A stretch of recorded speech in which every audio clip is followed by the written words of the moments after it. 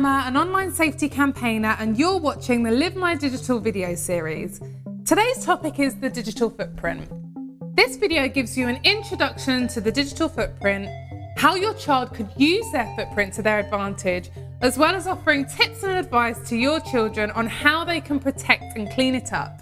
When we're talking about the digital footprint, we're really talking about the trail of digital information that we leave behind us when we do anything online. When we share things, search for things, join groups, or buy things.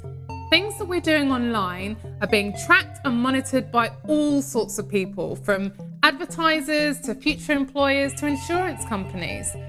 It's hard to imagine that our children are having to get their heads around the fact that the things that they're doing online today, the silly pictures they post or any politically incorrect language that they could use, might have repercussions for them years down the line. The fact is, research shows that 48% of employers will use search engines to research people before even considering them for a position.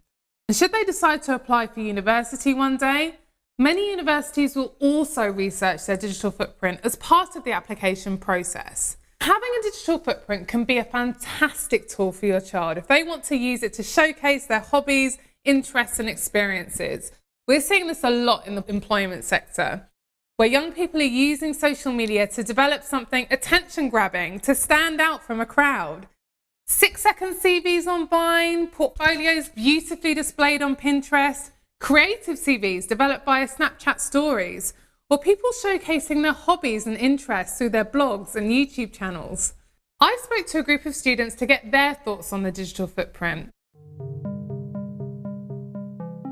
We're told all the time about digital footprints, but it doesn't really sink in, because when you're posting a photo, you don't think about what your employer is going to think about it in 10 years. Even if you search up somebody else's name, once we searched up my friend's name, there's a picture of me on there, just me, not with her, because she'd liked my picture or something. I think later on they'll definitely come to regret it, especially when people post quite revealing photos and you think oh, would you really be happy with a future employer seeing that? Your past could be something that you're really proud of, you may have done something that you want people in the future to know about. So how can you help your children to be mindful about their digital footprints? Firstly, work with them to ensure that their security settings are set to a standard that you're both happy with. On social media networks, for example, in the security settings, you usually have the option to make your posts, snaps, videos private or public. Ask them to go through their online profiles, and if they stumble across content that they're not happy with, they should be able to delete it. Nothing can truly be deleted online, but at least you can make it less visible. Tagging is a way of identifying someone in a picture, a video, or a comment on social media. And if someone else has tagged your child in a piece of content that they don't want to be associated with, they usually have an option to untag. And if someone's posted content of your child that you both want removed, you can also report to the social networks themselves and request that they step in to delete that content on your behalf. Sometimes you might need to contact the person who shared that content directly and ask them to delete it.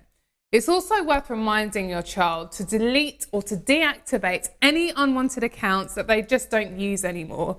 Just because they don't use it, that doesn't mean that the content will disappear. And encourage your child to get into the habit of searching for themselves regularly using popular search engines like Google, just to see what other people could find out about them.